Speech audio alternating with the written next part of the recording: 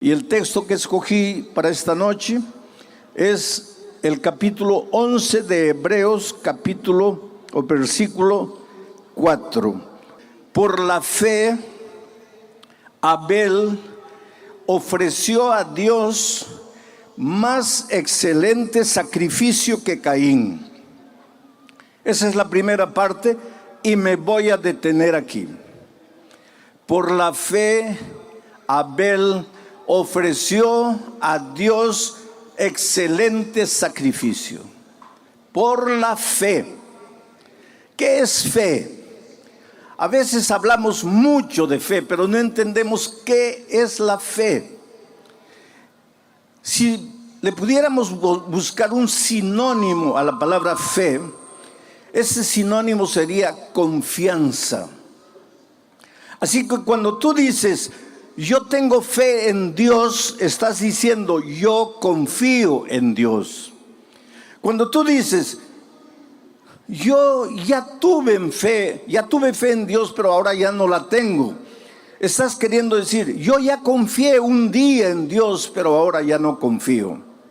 Fe es confianza. Y el texto bíblico de esta noche dice que por la fe, o sea, por la confianza que Dios tenía en Dios, que Abel tenía en Dios, ofreció excelente sacrificio.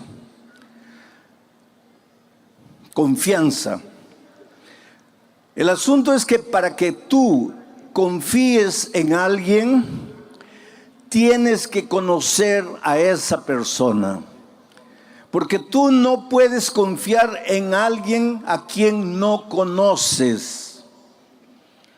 Hoy día muchas personas están siendo heridas por causa del internet, porque confían en personas a quien no conocen. Por favor, querido, especialmente si eres joven, ¿cómo vas a conocer a alguien por el internet? Las personas se conocen personalmente, cara a cara. ¿Cómo puedes decir que amas a alguien por el internet? Y las consecuencias a veces son tristes. Porque para confiar en una persona hay que conocerla. Y para conocer a una persona hay que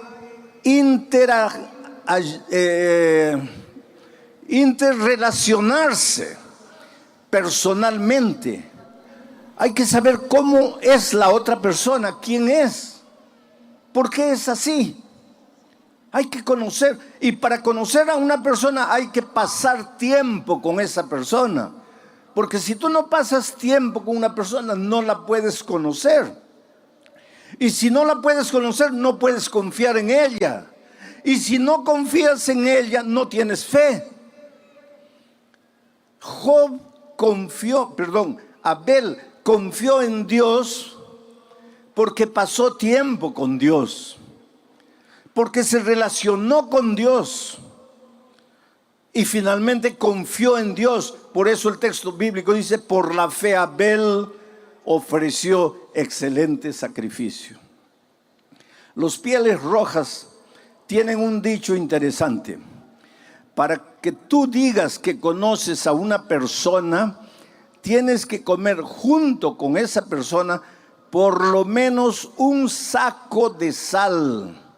¿Tú entiendes lo que ellos quieren decir? Tú sabes que la sal se come de a poquito, se le echa una pizca a la comida para darle sabor. Ahora imagínate tú con otra persona comer juntos un saco de sal. ¿Cuánto tiempo te va a llevar eso? Toda la vida. Lo que los Pieles Rojas querían decir es que no se puede conocer a una persona simplemente por haber hablado 2 o 3 veces. Abel era un muchacho que se relacionaba con Dios. Quiero llevar tu imaginación al jardín del Edén. Adán y Eva pecaron.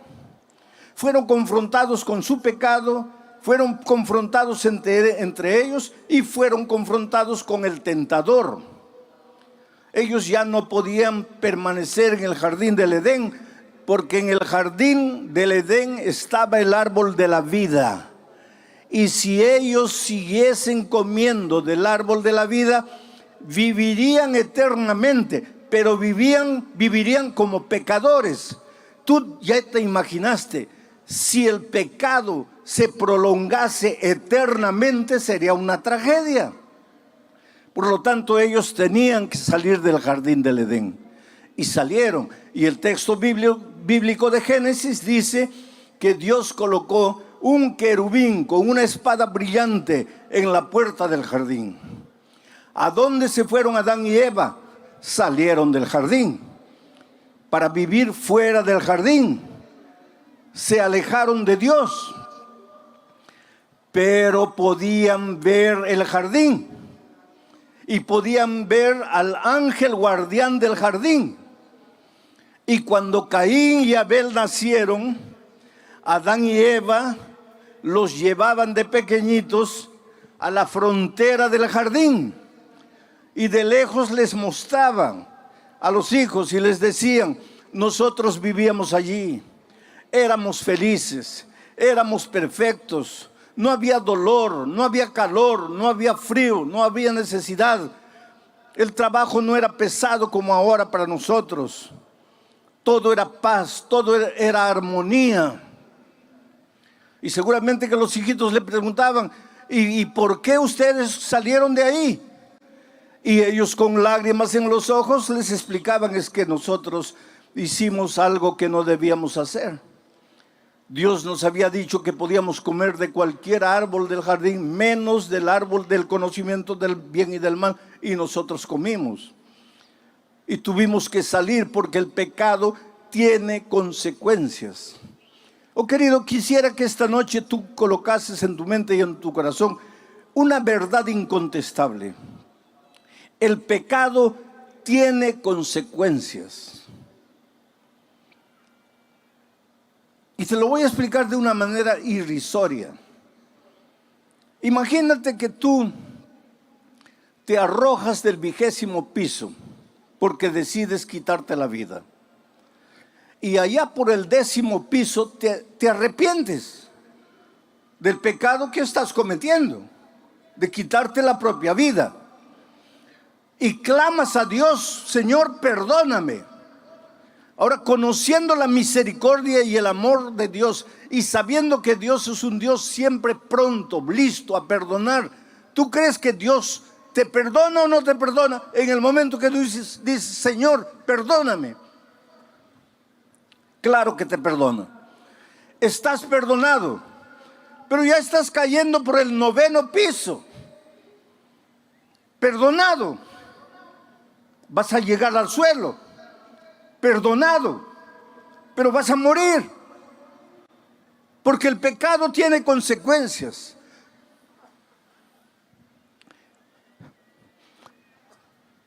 Yo siempre digo una cosa: Dios te perdona. Tú eres la cosa más linda que Jesús tiene en esta vida. Oh querido, no hay nada que hayas hecho en la vida que Dios no te perdone. Dios te perdona todo. Ah, pastor, usted dice eso porque no sabe lo que yo he hecho. No importa lo que hayas hecho. No importa si has caído en lo más profundo de la miseria, en lo más profundo del pecado. No importa si tus manos están manchadas de sangre, droga, prostitución, lo que tú quieras. Dios te perdona todo, pero la vida no te perdona. Es por eso que cuando estás cayendo del 20º piso y pides perdón en el 10º, Dios te perdona, pero la vida no te perdona. Vas a caer y vas a morir. Perdonado, pero vas a morir. Yo estaba saliendo de un estadio en San Pablo y un muchacho corrió y me abrazó llorando y me dice: pastor, usted dice que Dios perdona todo, pero a mí Dios no me ha perdonado. Y le pregunté por qué él decía eso. Este muchacho estaba con SIDA, estaba condenado a muerte. Estoy hablando de tiempos cuando el SIDA era mortal, no había remedio. Hoy día tampoco hay remedio, pero se puede prolongar la vida. En esos tiempos no. Ese muchacho estaba ya por morir. Y él decía, a mí Dios no me ha perdonado porque mi pecado fue horrible. Y yo le dije, hijo, Dios sí te perdonó. Y él me dice, pastor, pero si me perdonó, ¿por qué no me cura? Ah, pues ahí está la cosa, hijo. Dios te perdonó, pero la vida no te perdona. Adán y Eva pecaron. ¿Pidieron perdón a Dios? Sí, pero tuvieron que salir del jardín del Edén. Y ahora llevaban a sus pequeños hijos a la frontera y les mostraban, miren. Y seguramente, yo imagino que Adán y Eva lloraban. Y le decían, hijo, si pudiésemos volver atrás, jamás habríamos hecho la tontería que hicimos. Pero la hicimos y ahora estamos en esta tierra de dolor cuando podríamos estar en el jardín. A medida que Caín y Abel crecían, ambos iban a mirar la frontera del jardín. Ambos miraban de lejos al querubín con la espada en la mano. Y delante de ese cuadro, los dos reaccionaron de maneras diferentes.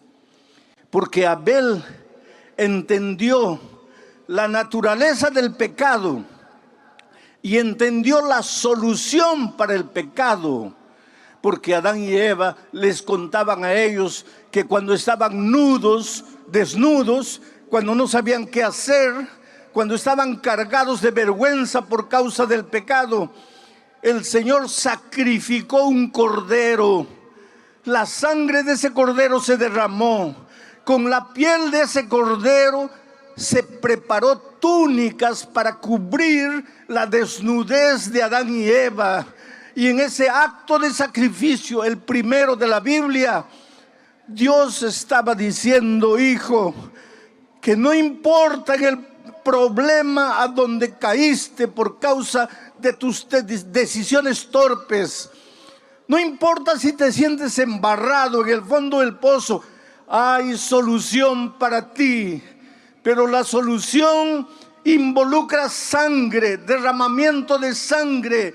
En el jardín del Edén, la sangre del cordero, pero en nuestro caso, la sangre del Cordero de Dios que quita el pecado del mundo, el Señor Jesucristo en la cruz del Calvario. Pero hay solución para ti esta noche. Puedes venir a Jesús trayéndole tu vida, tu pasado. Pastor, tengo vergüenza de mi pasado, tengo asco de mi pasado. Pues tráele tu vergüenza, tráele tu asco. Antes que tú llegues, el Señor Jesús, como el Padre al Hijo pródigo, correrá y te abrazará y te besará.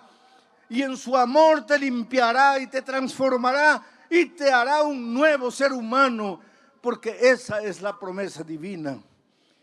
Delante de aquel cuadro, Abel entendió que él, si se relacionaba con Dios, si ejercía la fe en Dios, si confiaba en Dios, debería ofrecer un sacrificio excelente.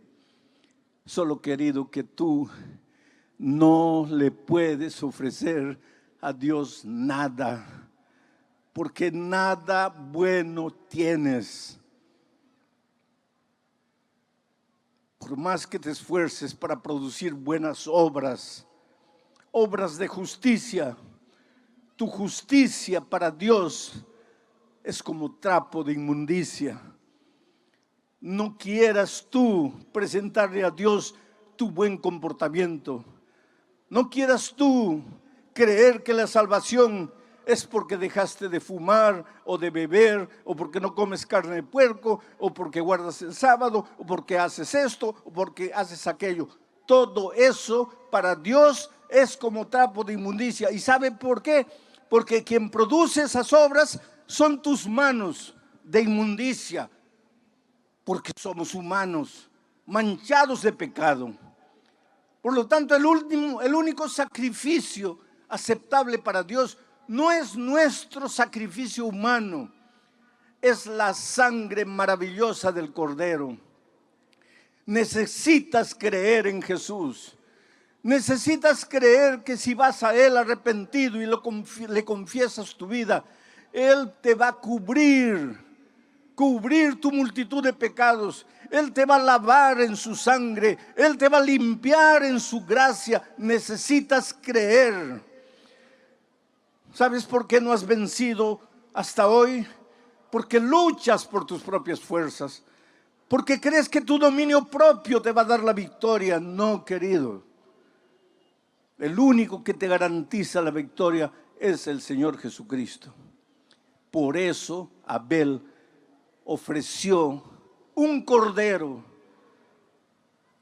y Dios aceptó la ofrenda de Caín, de Abel. Mientras que Caín ofreció el fruto de sus manos, el fruto de la tierra, y Dios no aprobó el esfuerzo humano. Dios aprobó la gracia de Cristo, y por eso el fuego vino y consumió la ofrenda de Abel. Pero el texto sigue diciendo, vamos a volver al texto, por favor coloquen en la pantalla. Por la fe Abel ofreció a Dios más excelente sacrificio que Caín, por lo cual alcanzó testimonio de que era justo. Esa es la parte que voy a desarrollar ahora.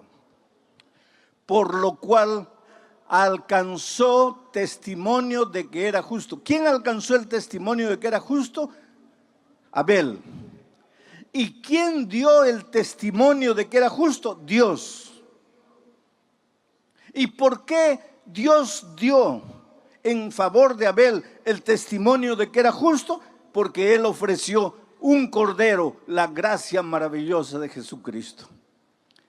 Nota que el texto, pueden sacar el texto, no dice que Abel se declaró justo, porque el justo nunca cree que es justo. El verdadero justo siempre se siente pecador. Yo me preocupo cuando veo a algún cristiano que se siente justo, o por lo menos se siente con el derecho de acusar al pecador, de mirar al pecador, de juzgar al pecador. ¿Qué derecho tienes tú de apuntar el pecado de tu hermano?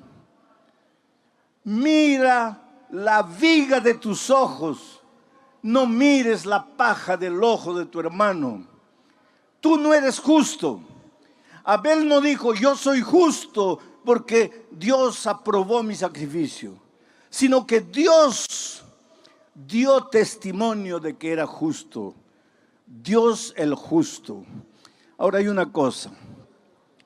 Abel llevó un cordero, creyó en la sangre de Jesús, creyó en la gracia de Jesucristo, pero enseguida Dios dijo, este hombre es justo.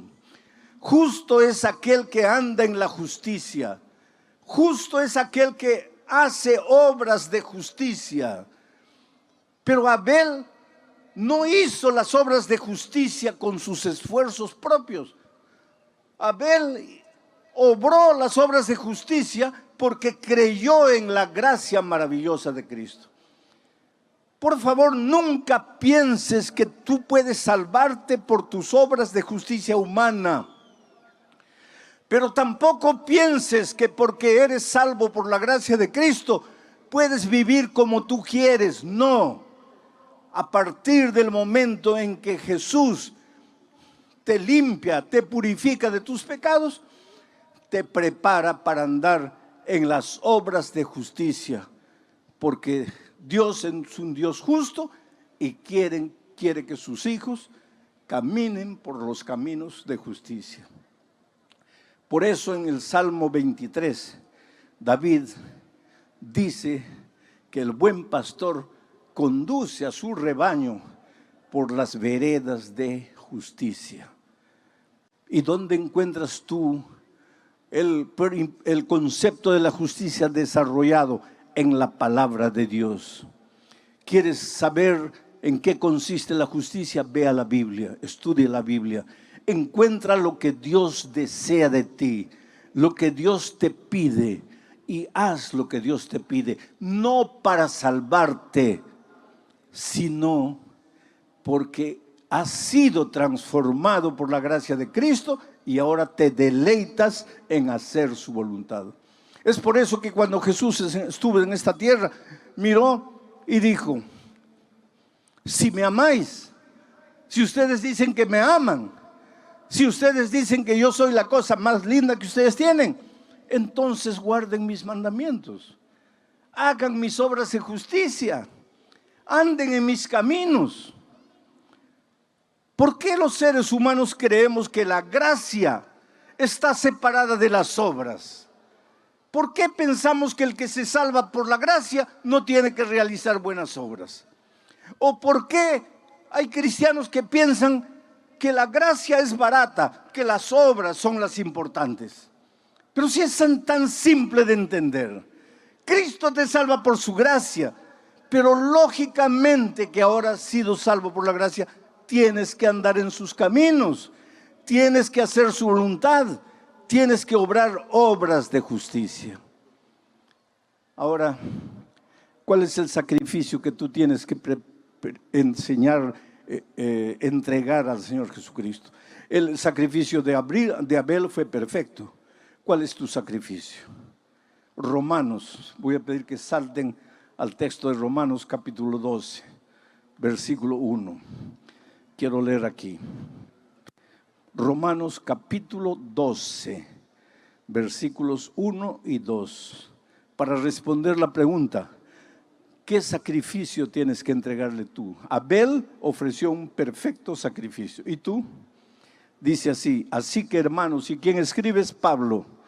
Así que hermanos, os ruego por las misericordias de Dios que presentéis vuestros cuerpos en sacrificio vivo, santo, agradable a Dios, que es vuestro culto racional. Sigue. No os conforméis a este siglo, sino transformaos por medio de la renovación de vuestro entendimiento, para que comprobéis cuál es la buena voluntad de Dios, agradable y perfecta. ¿Quieres experimentar en tu vida la voluntad de Dios agradable y perfecta? ¿Cómo sería si tu matrimonio fuese la voluntad de Dios? Si la empresa que has abierto fuese de acuerdo a la voluntad de Dios. Si el curso universitario que has escogido fuese de acuerdo a la voluntad de Dios. Imagina cómo sería tu vida. Sería una vida plena, una vida realizada, una vida feliz, porque es el desarrollo de la buena voluntad de Dios. Pero para eso tienes que ofrecerle a Dios tu cuerpo como sacrificio vivo. No como un sacrificio muerto, no como un sacrificio moribundo. Esto no quiere decir que no te puedas entregar al Señor Jesucristo con 80 años ya para morir. Puedes hacerlo y Dios se va a alegrar y te ama y te acepta. Pero si le puedes entregar la vida a Cristo hoy con 20 años, en la plenitud de la vida, como un sacrificio vivo, ¿por qué tienes que esperar a los 80 años cuando ya no puedes hacer nada por el Señor Jesucristo? Oh querido, tú eres maravilloso, tú tienes talento, tú tienes vida, tú tienes juventud, tú tienes fuerza. No la destruyas en la miseria de la vida. No pases noches y noches desperdiciando tu vida en los placeres de este mundo.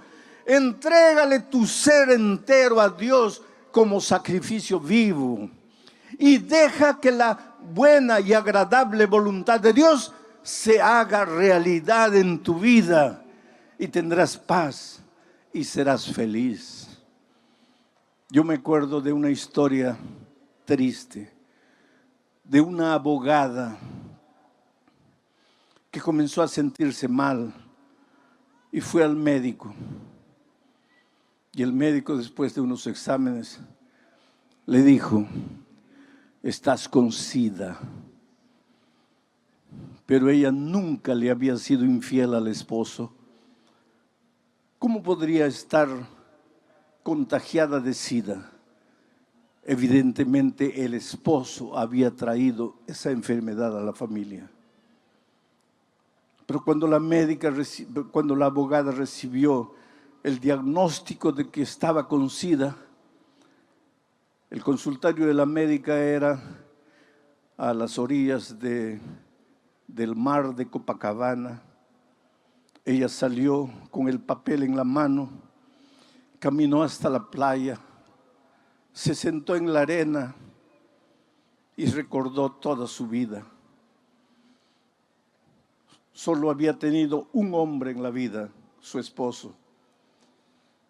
Habían comenzado a flirtear cuando tenían 12, 13 años. Comenzaron a enamorar a los 15 años contra la voluntad de los padres.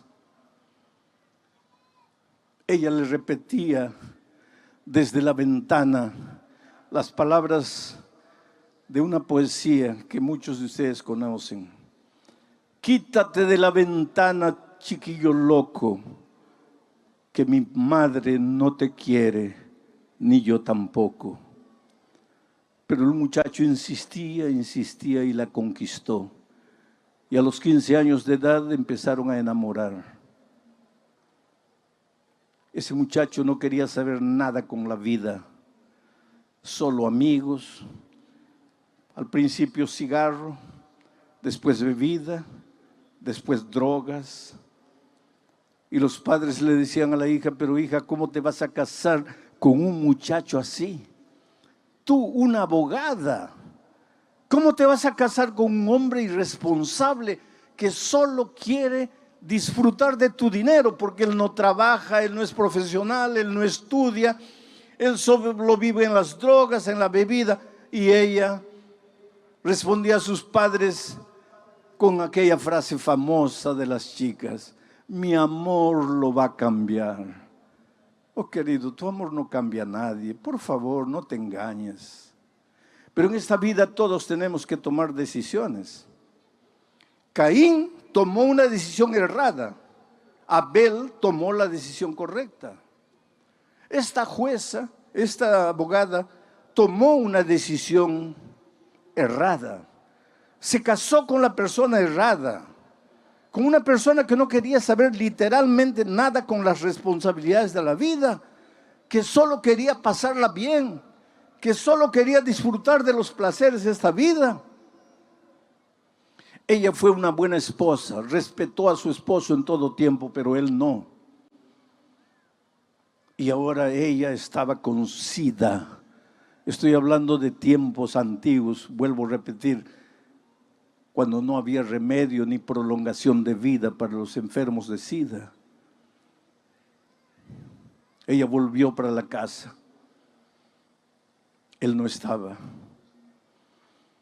Ella esperó hasta las 11 de la noche. Él no llegaba. Ella sentada en la sala, cuando a medianoche él apareció. Y él sabía que su esposa había ido al médico. Y él sabía que ese día le darían los resultados a la esposa. Y él sabía que ya estaba con SIDA y que la única persona que podría haber pasado la enfermedad para ella era él. Por eso cuando él abrió la puerta y vio a la esposa sentada en la sala, lo primero que hizo fue caer de rodillas y decirle: querida, me perdona, por favor, perdóname. Yo arruiné tu vida, yo te condené a muerte. Yo no puedo hacer nada para resolver el problema. Yo solo te puedo pedir perdón. Pero la cólera tomó cuenta de ella. De repente vio todo oscuro. Perdió la paciencia. Y le gritó: ¿tú piensas que porque te arrodillas y me pides perdón has resuelto mi problema? Voy a morir. Voy a morir y tú eres el único culpable. Has vivido todo el tiempo de mi dinero, nunca has trabajado, nunca te has comprometido con nada y me has condenado a muerte. Llegó un momento de ira y entró al cuarto, agarró un revólver y le dio 6 tiros al esposo y lo mató. Enseguida llamó a la policía y se entregó. Y fue presa. Y fue condenada. Y en la prisión quería morir. Decía: Señor, si estoy con SIDA y si ya siento los síntomas, ¿por qué no acabas de una vez con mi vida? ¿Para qué estoy aquí?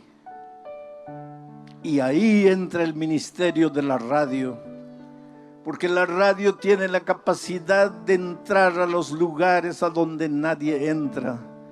Yo estuve en un país musulmán, cuyo nombre no voy a decir, para proteger a los misioneros allá, a donde el evangelio entró a través de las leyes de prohibición y todo, y hay un núcleo de musulmanes que se volvieron cristianos a través del ministerio de la radio.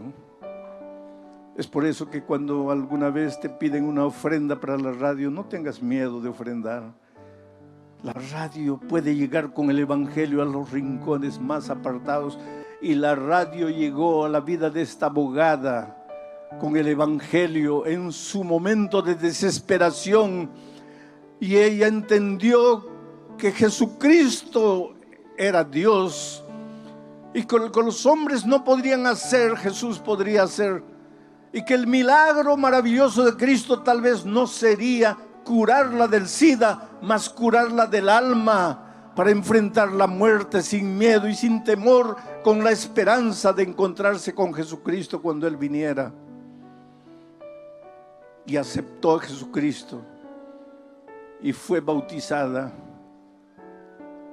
Pero entonces ya estaba en las últimas y la sacaron de la prisión y la llevaron al hospital. Y ya sentía que la muerte se le acercaba. Y entonces cuando el pastor la visitó, ella le dijo: pastor, yo no tengo miedo de morir, porque en la Biblia aprendí que los cristianos no morimos, solamente dormimos hasta la segunda venida de Cristo, y que cuando Cristo venga, yo resucitaré para encontrarme con el Señor Jesús. La más grande decisión que he tomado en mi vida fue aceptar al Señor Jesús y bautizarme. Y le dijo: anoche tuve un sueño.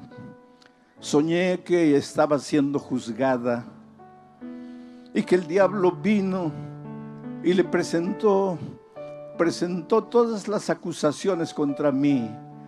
Muchacha torpe, no le hizo caso a sus padres cuando era joven, mientras se enamoraba con un don nadie. Muchacha torpe porque cuando vio la vida promiscua que el marido vivía, no se separó. Y finalmente muchacha torpe porque agarró un revólver y le quitó la vida al esposo. Y entonces en su sueño ella vio al Señor Jesucristo acercarse al Padre y decirle: todo esto es verdad, pero lo que el diablo no dice es que ella aceptó mi gracia, aceptó mi sangre, aceptó mi sacrificio y fue bautizada. Por lo tanto yo escribo: perdonada y salvada. Esa es la maravilla de Jesús. No importa quién eres, dónde vives, qué haces, cómo vives. No importa tu pasado escrito lleno de garabatos. Dios te ama. Dios te ofrece la oportunidad de reconstruirte por dentro, de arrancar de tu corazón el odio, el rencor, el resentimiento que te está matando a ti. Por eso esta noche te voy a hacer una invitación. Esta invitación es para aquellos que ya se han preparado, han estudiado la Biblia y tal vez están listos para ser inclusive bautizados hoy. Pero esta invitación también es para aquellos amigos que han venido tal vez por primera vez para escuchar la palabra de Dios y quieren aceptar el sacrificio de Cristo, y como Abel quieren hacer la más grande decisión de la vida, ofrecer su ser entero en sacrificio en los brazos del Señor. Si tú quieres ser bañado por la gracia maravillosa de Cristo, te voy a pedir que te levantes, salgas de las tribunas, de las sillas que están abajo, y vengas aquí adelante